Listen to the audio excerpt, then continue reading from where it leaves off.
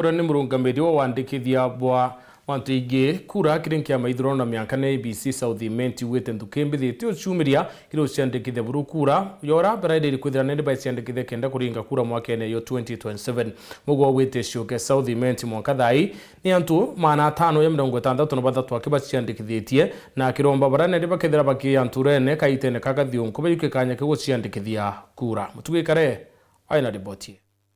So far we have registered a total number of 563 new registration. Ni migambo ya Hanson Mugo niwe arawankia maya MBC South Imenti akiuga kuma bambirire kuandikithia kura bandikithie kura injero 563 akiuga ninka ikuringanura berigirite mono bategete ndukia njensi akiuga berigirite bashumiria ko wingi ndira bambairia mutaratara juntariki 49 mweri jwa kenda nande akuga wirigiro bone buitite yutati. Registration of the exercise has been slow since we started on 29th of September.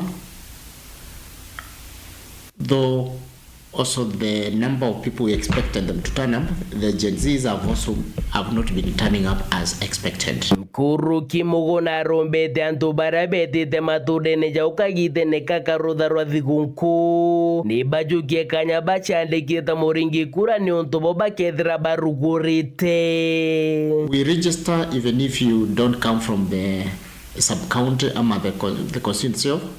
We have an open kit that can register any persons within the republic.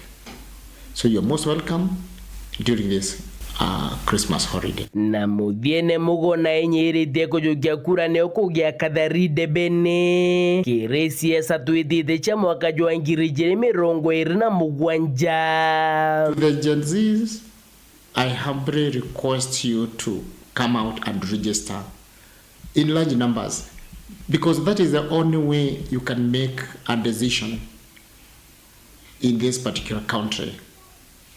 It is through your vote that will determine the kind of leadership that you'll elect come 2027. Without registering, you can go to the street, but at the end of the day, it will not translate to vote if you do not register. Kumageshigo mbunge ke South Imenti nke reportera teto sheweru rea kwa rieto ne motuge kare.